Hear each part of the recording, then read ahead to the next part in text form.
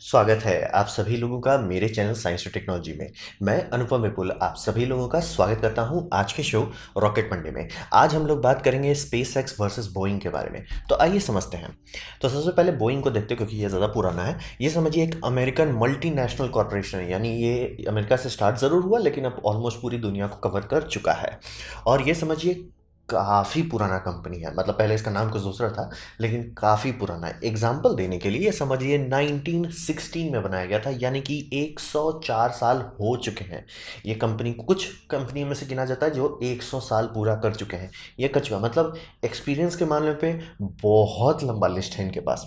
दूसरा, ये एविएशन के मामले में और स्पेस इंडस्ट्री दोनों के मामले में बहुत बड़ा नाम है। मतलब ऐसा नहीं कि बोइंग सिर्फ एनर्जी में काम करता है या बोइंग सिर्फ एविएशन में काम करता है, स्पेस में भी काम करता है और इसका नाम काफ़ी वजन कैरी करता है। एग्जाम्पल के तौर पे समझ लिए सैटर्न 5 का स्टेज 1 इसी का बनाया हुआ था। तो समझ लीजिए, तो ये काफ़ी पहुंचे हुए लोग हैं, काफ़ी एक्सपीरियंस लोग हैं। और फाइनेंस के मामले में तो बात ही नहीं करना है। मतलब समझिए इनका कंपनी का एक डिवीजन है, जो डिवीजन का नाम दिया गया है ये समझिए Boeing defence space and security. ये यूएस मिलिट्री को सप्लाई करता है। मतलब स्पेस के जितने भी काम हैं ये डिवीजन संभालता है। मतलब इतना बड़ा इनका कंपनी है, इतने सारी चीज़ करते हैं कि डिवीजन बना के अलग अलग रखा हुआ है। भैया स्पेस के लिए अलग से रख दो, कमर्शियल एविएशन के लिए अलग से रख दो। और ये यूएलए का मतलब समझिए दूसरा सबसे बड़ा हिस्सा है। यूएलए में दो बड़ी कंपनी जो है, जो नासा को प्रोवाइड करती है सप्लाईज, मतलब सर्विसेज प्रोवाइड करती हैं, उन दोनों को जोड़ के बनाया गया था। तो उसमें एक काफ़ी बड़ा हिस्सेदार बोइंग है। तो बोइंग ऐसे अकेला खुद भी है और यूएलए में भी उसका हिस्सा है। तो समझिए बहुत बड़ी बात है बोइंग। मतलब बोइंग पहुंचा हुआ लौटा, मतलब समझ लिए कि अगर 100 साल में अगर आपकी कंपनी बैंकरप्ट नहीं हुई है तो यानी आप बहुत, जिसे कहते हैं, टाइम टेस्टेड हो चुके हैं आप। अब बात करते हैं, इसे कंपेयर करते हैं स्पेस एक्स के कंपेयर में। तो स्पेस एक्स समझिए स्टार्ट हुआ था मई 6 को 2002 में। तो समझ लीजिए अब जाके किसी तरह ये है अडल्ट की कैटेगरी में गिना जाएगा, यानी 18 साल हो चुका है इसका। और ये ब्रेन चाइल्ड था इलॉन मस्क का। और इसमें एक चीज़ है जो बाकी सारे, खास करके जितनी जितनी पुरानी कंपनी होती जाती है उसमें वो खत्म होते जाता है, इसमें ये एकदम उसका उल्टा है। इसमें यंग और पैशनेट टीम है। मतलब समझिए इलॉन मस्क एक खास तरह का उनका पर्सनैलिटी है। इलॉन मस्क की तरफ जितने लोग ड्रॉन होते हैं वो अलग तरह के लोग होते हैं, क्योंकि मैं आपको बताना चाहूँगा बार बार कि लोगों के पर्सनैलिटी टाइप होते हैं। और उसमें से जो खास तौर पे बहुत हाई एनर्जी और बहुत ज़्यादा इंटेलेक्चुअल रहेंगे वो अलग तरह का चैलेंज खोजते हैं अपने लाइफ में। वो उनको ही नहीं कि भैया एक जॉब कर लेने का, ढंग से स्टेबिलिटी होने का, पैसा कमाने का, बैंक अकाउंट फुल करना, उनको वो सब लेना देना नहीं होता। उनको होता है कि भैया जॉब तो मुझे मिल ही जाएगी, ऐसा जॉब दो जहाँ पे मैं अपने आप को पुश कर सकूँ, जहाँ मेरा नाम बन सके। तो वो ऐसे सारे लोगों को अट्रैक्ट करने का कैपेसिटी स्पेसएक्स के पास है। तो इसका टीम में जमीन आसमान का अंतर। मतलब आप स्पेसएक्स के टीम को एक जगह पे रखिए और आपको नासा की टीम को एक जगह पे, आपको आराम से पता चल जाएगा कौन स्पेसएक्स का कौन नासा का है। आपसे बात करने की भी जरूरत नहीं पड़ेगी, मतलब दूर से पता चल जाता है। ये बहुत बड़ा अंतर है। अब बात करते हैं इन दोनों कंपनी को कंपेयर कर सकते हैं, क्योंकि बोइंग बहुत बड़ी है। बोइंग समझ लीजिए बहुत ज़्यादा बड़ा कंपनी है। तो उसको इससे कैसे जब दोनों एक ही चीज़ पर compete करेंगे तो यानी माइलस्टोन को देखते हैं। तो समझिए यही दो कंपनी जीती थी नासा का कमर्शियल क्रू प्रोग्राम के बारे में। तो नासा समझिए बैंड बज चुका था स्पेस शटल के बाद। तो नासा का हिसाब था कि हम कमर्शियल कंपनी को देंगे बनाने के लिए। और हिसाब ये था कि नासा पहले बहुत ज़्यादा तिगड़म करता था कंपनी के अंदर घुस के, अब उसको हटा के एकदम सिंपल कर दिया है कि ये मेरा रिक्वायरमेंट है। मतलब आप सामान बनाइए, टेस्ट मैं करूंगा, ये मेरा रिक्वायरमेंट है, आप इसे पूरा करते हो, कैसे करते हो वो आप पे। अब जबरदस्ती को घुस के नहीं बोलेगा कि ऐसे ही नट बोल्ट लगाओ, ऐसे ही पैराशूट लगाओ। आपको जो करना है कीजिए, बस टेस्टिंग खरा उतरना चाहिए। यानी नासा सर्टिफिकेशन क्रू ट्रांसपोर्ट, यानी कि अच्छा से अबोर्ड सिस्टम होना चाहिए, अच्छा से सारे बैकअप के ऊपर बैकअप होना चाहिए, इंसान के साथ रिस्क नहीं लिया जाएगा। और स्पेस शटल को रिटायर करने का कारण वही था कि उसमें ह्यूमन सेफ नहीं थे, कुछ भी हो जाने पे सीधे बूम ही हो जा रहा था। और 14 एस्ट्रोनॉट ऊपर जा चुके थे, तो इसीलिए एकदम सेफ्टी के मामले में डबल ट्रिपल सेफ्टी पे चल रहे थे। और दो मतलब समझिए रेस के घोड़े में इसमें था स्पेसएक्स का क्रू ड्रैगन और बोइंग का स्टार लाइन। अब ये समझिए स्पेसएक्स ऑलरेडी जीत चुका है, मतलब एक टाइम पे स्टार्ट किया गया। और क्योंकि समझिए नासा मतलब अवार्ड जो किया कॉन्ट्रैक्ट को वो एक ही टाइम पे किया। और ये समझिए स्पेसएक्स जो है उन्होंने टेस्ट किया। टेस्ट के बाद ह्यूमन टेस्टिंग की, यानी 2 एस्ट्रोनॉट के साथ। और अब 4 एस्ट्रोनॉट्स को ये भेज चुके हैं। नासा का लोगो अब फाल्कन 9 पे लगाया जा सकता है। ऑब्वियसली नासा का मिशन के लिए किया जाएगा, लेकिन आप समझ लिए अप्रूवल हो चुका है। नासा का स्टैंप लग जाना किसी व्हीकल पे मतलब गाड़ी खुल चुकी है। इनको जितना वेरिफिकेशन करना था, जितना टेस्टिंग करना था, जितना सब चीज़ करना था हो गया। गाड़ी खुल गई, पहुंच गई, फिनिश लाइन खत्म। अब सिर्फ इनको सर्विस देते जाना है। तो ये माइलस्टोन पे बहुत लेट से आई हुई कंपनी, जो समझिए 18-19 साल का कंपनी है और उसको सीधे भिड़ाया जा रहा है 100 साल की कंपनी से, वो किसी तरह आया, कम दाम में धो दिया इसको। तो अब यहाँ आप समझते हैं नासा के नज़र से देखिए तो हुआ क्या। तो नासा के नज़र से ये देखिए कि नासा को एकदम बहुत अच्छे से समझ में आ गया ये स्पेस शटल की गलती के कारण कि कुछ भी हो जाए एक औजार नहीं रहना चाहिए, चाहे कितना भी पैसा हो एक औजार ना लगे। क्योंकि रशिया जिस दाम पे इनको सीट बेच रहा था, मतलब जिस दाम पे टिकट दिया जा रहा था, वो दाम बढ़ने लगा। जैसे जैसे 2011 में हिसाब बना था कि 2011 में रिटायर किया जाएगा स्पेस शटल को, दाम इनका धीरे धीरे हौले हौले हौले हौले बढ़ने लगा। और अब करें तो करें कि आप आईएसएस बना चुके हो, रशिया उसको अकेले मेंटेन कर सकता है, लेकिन क्या आप बोल दो कि हमारे एस्ट्रोनॉट जाएंगे ही नहीं और हमारे इतना जो खर्चा लगा है वो बस रशियन के हाथ में रह जाएगा। तो करना ही पड़ा, तो दाम बढ़ाए जा रहे थे धीरे धीरे, ये पैसा दिया सर। उसी दरमियान नासा को समझ में आया कि अब दोबारा वैसा हालत ना हो तो बहुत सारे ऑप्शंस रखें, जितना ऑप्शन हो सके रखा जा सके। तो उसमें ये तो मान के ही चल रहा है कि एक से तो काम ही नहीं चल रहा है, दो तो मिनिमम हो, तीन चार हो जाए तो बल्ले बल्ले, लेकिन दो से नीचे नहीं उतरना है। तो ये था, और स्पेस शटल ये सिखा चुका था। तो हिसाब ये समझिए कि नासा मतलब बोइंग को सीरियसली नहीं लिया, क्योंकि समझिए बोइंग के पास बहुत एक्सपीरियंस है। अगर सैटर्न 5 जैसा चीज़ को बना चुका है जो कंपनी, उसके पे आप भरोसा करोगे। और जो एयरलाइंस के ऊपर एयरलाइंस मास प्रोड्यूस करता है उस पर आप भरोसा करोगे। और यही भरोसा मतलब बोइंग तोड़ दिया। बोइंग के पता नहीं कि उनका क्या हुआ कि बोइंग का जब डेमो मिशन की टेस्टिंग की जा रही थी, मतलब बिना एस्ट्रोनॉट्स के, इतने सारे फॉल्ट्स निकलने लगे कि मतलब नासा बैठ के सिर पिटने लगा कि मैंने देखा कैसे नहीं। मतलब ऑब्वियसली नासा का काम था कि चेक करो, मतलब बनाने उनको बनाने दो, लेकिन चेक तो करो। तो चेक किए में कैसे पकड़े नहीं थे। मतलब बहुत समझिए ये बोइंग का एक होता ना कि बोइंग पे ट्रस्ट था, 100 साल का ट्रस्ट था, एक्सपीरियंस का ट्रस्ट था, वो ट्रस्ट खो गया। तो मतलब ये नासा का खुद का कहना है कि लॉस ऑफ कॉन्फिडेंस हो गया। मैंने नीचे न्यूज़ रिपोर्ट दे दिया, आप देख सकते हैं। तो हिसाब ये हुआ कि बोइंग जो है अपना नाम के बेसिस पे चल रहा था, और बहुत सारी जो गलती कर रहा था वो लोग नहीं पकड़ रहे थे कि अरे बोइंग है, उसको पता होगा, किसी कारण से कर रहा होगा। ये नासा को समझिए ब्लाइंड साइडेड कर दिया। मतलब बहुत जोर का तमाचा पड़ गया नासा को कि हमने पैसा दिया, हमने आपसे टाइम दिया, आप कुछ नहीं कर पाया, और अभी आपका ऐसा है कि आपके कैप्सूल में मुझे सॉफ्टवेयर में बेयर मिनिमम 80 मॉडिफिकेशंस करने होंगे, और प्लस मान के चल रहे हैं 80 में काम हो जाए और या उसके सिवा कोई और फजीयत ना आ जाए। तो ये बहुत जोर का लॉस ऑफ कॉन्फिडेंस हुआ। ये मतलब समझिए इसके बाद मतलब नासा जो है अब बोइंग के ऊपर एकदम माइक्रोस्कोप लेके पड़ गया कि भैया हम स्पेस एक्स से हर चीज़ चेक कर रहे हैं, वो हर चीज़ में खरा उतर रहा है, आपका जो चीज़ आँख मूंद के सही हो जाना चाहिए था उसमें आप गलती कैसे कर डाल रहे हो।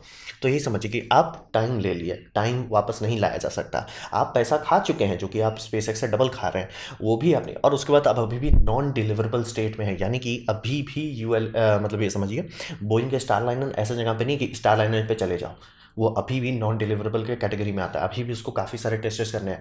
तो बेस्ट केस सिनेरियो कि 2022 में ह्यूमन रेटिंग पे पहुंचे, यानी क्रू 1 पे उसको 2022 में पहुंचेंगे। नासा को करना ही है, क्योंकि वो कभी भी अब वापस वैसा हालत में नहीं जाएंगे जहां पर उनके पास सिर्फ एक व्हीकल हो।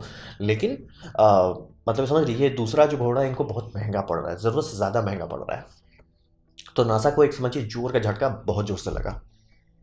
तो अब बात करते हैं भविष्य में क्या होने वाला है। भविष्य में ये समझिए स्पेस एक्स की स्पीड जो है, जिस स्पीड से आगे बढ़ रहे हैं, इलॉन मस्क का टाइमलाइन में है। मतलब इलॉन मस्क बोलते हैं 4 साल में होगा, आप 4 साल दिमाग में लीजिए, 4 के ऊपर 4 डबल कर दीजिए और दूसरे साइड से 8 साल मान के चलिए। टाइमलाइन उनका कभी भी सही टाइम पे नहीं होता, कभी नहीं होता है।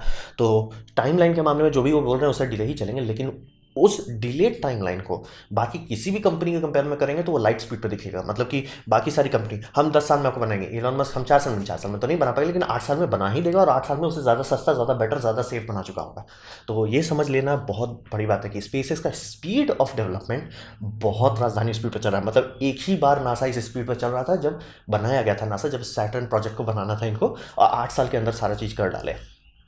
और स्पेसएक्स के पास दूसरा है कि स्पेसएक्स चूंकि एक बंदे का पैशन प्रोजेक्ट है, तो इनका गोल के मामले में कोई दिक्कत नहीं। मतलब इलॉन मस्क से अगर आपको कुछ सीखना चाहे नहीं सीखना हो, एक चीज़ जरूर सीखिए कि गोल कैसे रखता है। मेरे को यहाँ जाना है, मैं चला जाऊंगा भाई, फर्क नहीं पड़ता है आज 1 साल लगे या 10 साल लगे, मतलब 1 करोड़ रुपया लगे या 10 करोड़ लगे, मेरे को जाना है तो जाना है, काम खत्म। मतलब जाना है गोल के मामले में। अगर किसी, मैं कहता हूँ रिप्रेजेंटेशन के तौर पर अगर आप देखना चाहें तो गोल का रिप्रेजेंटेशन इलॉन मस्क होता है। जाना है तो जाना है मार्स पे, फर्क नहीं पड़ता कितना खर्च होना है, फर्क नहीं पड़ता कि मुझे नासा रॉकेट नहीं दे रहे थे, फर्क नहीं पड़ता मुझे रोस्कॉस्मोस रॉकेट नहीं दे रहे, मैं खुद से कंपनी बना लिया, मैं खुद से सब चीज़ करूंगा, मतलब लेकिन जाना है। तो ये बहुत बड़ी बात है। यानी इनके पास एक क्लियर टाइमलाइन है कि मेरे को एक स्टेप बाय स्टेप यहाँ से जाना है। तो पहला इनको ये नहीं स्टैग्नेंट होंगे।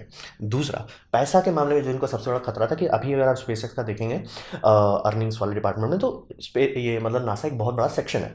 तो ये एक थोड़ा प्रॉब्लमेटिक बात है, क्योंकि इसका ये मतलब होता है कि नासा अगर कल को मान लीजिए किसी भी कारण बजट कट से ही मान लीजिए, मान लीजिए नासा कुछ बुरा नहीं कर रहा, लेकिन गवर्नमेंट बोलती है कि यार कोई फायदा नहीं हो रहा है, लोगों का इंटरेस्ट खत्म हो चुका है स्पेस से, हम बजट काट देते हैं। नासा करेगा तो करेगा क्या, स्पेसएक्स लटक सकता है? नहीं, मतलब टिकेगा लेकिन ग्रोथ नहीं कर पाएगा क्योंकि पैसा चाहिए ग्रोथ के लिए। तो ये खुद से जो स्टार लिंक बना रहे हैं, स्टार लिंक से इतना पैसा इनको आ जाना चाहिए कि ये अपना पूरा मास मिशन खुद से अफोर्ड कर पाएँ। तो ये बहुत बड़ी बात है कि मतलब इनके पास गोल है और इनके पास पैसा बनाने का भी ज़रिया आ चुका है, जो कि बोइंग से काफ़ी एडवांस है। बोइंग ये समझिए वो सेकेंडरी लेवल पे ही चल रहा है, मतलब उनका खुद का कुछ नहीं है। मतलब नासा इनसे माँगती है, मिलिट्री माँगती है कि हमें रॉकेट चाहिए सैटेलाइट के लिए, वो सब करते हैं, लेकिन मतलब खुद का कुछ नहीं है। ये एकदम उल्टा है। एक तो बहुत स्पीड पे चल रहे हैं और गोल के मामले में एकदम बम बम है, और प्लस फाइनेंशियल भी सोच के चल रहे हैं कि पैसा कहाँ से आएगा ये सब का। तो इस मामले में बहुत अच्छा है। तो ये समझिए कि बोइंग के साथ ये जो हुआ है रिसेंटली, और मतलब बोइंग का पिछले साल बहुत बुरा था, 2019 और 2020 तो और बुरा था, क्योंकि इनके प्लेन को ग्राउंड कर दिया गया, भैया आप अपना प्लेन को रुका दो, क्योंकि उसमें भी वही गलत हुआ कि सॉफ्टवेयर बग था और उस कारण से 2 प्लेन की एक्सीडेंट हो गया, जितने जो बहुत लॉस ऑफ लाइफ हुआ। और उसमें तिगड़म ये था कि उसमें गलती थी जो कि मतलब दो जगह पे फॉल्ट आ गया। पहला कि बोइंग जैसी कंपनी इतना बड़ा गलती को लॉन्च कैसे कर दी। दूसरा, जो डिवीजन था मतलब गवर्नमेंट का कि जिसका काम होता है सारे प्लेन को फ्लाइट सर्टिफाइड करो, वो चेक कैसे नहीं कर पाए। लेकिन अब बात होता है कि नाम लोग क्या दे रहे हैं, बोइंग का प्लेन क्रैश हुआ, तो बोइंग का तो वहीं स्टॉक घट रहा था। उसके बाद पैंडमिक आया, तो पैंडमिक तो सारा ग्राउंड प्लेन को ग्राउंड कर डाला, तो उनका समझिए जो इनकम था, बम बम इनकम हो रहा था, वो डामाडोल हो गया। अब इनकम डामाडोल हुआ तो भैया बोइंग एक मिनट हमको काम करना पड़ेगा। इनकम हम लाइक बस 10 अरब से काम नहीं चलेगा भैया, 20 अरब आना चाहिए था। तो इनकम थोड़ा इनका जोर लगा, चोर का झटका बहुत जोर से लग चुका है इस साल। तो इस कारण से इनको अब सीरियसली काम करना होगा। ये मतलब अरे बना लो ना, नासा मांग रहा है, रो रहा है, उसको दे दो बना के कुछ दिन में। अब एकदम बेस्ट फुट फॉरवर्ड को रखना पड़ेगा इनको, मतलब बहुत स्पीड से काम करना पड़ेगा। और सबसे बड़ा बात ये होता है कि बड़ी कंपनी का सबसे बड़ा दुश्मन होता है कि उनकी साइज़ बहुत ज़्यादा होती है। यानी कि एग्जांपल के तौर पे, अगर मान लीजिए बोइंग में हिसाब बनता है कि बोइंग एक काम करो, एक रॉकेट बनाओ, एक बम बम रॉकेट बनाओ, ये डिसीजन मान लीजिए अगर ऊपर में कोई ले भी लेता है या ये डिसीजन के बारे में रीच करना चाहते हैं, मतलब पूरा company as a unison agree करे, ये होने में 5 से 8 साल लग जाएगा।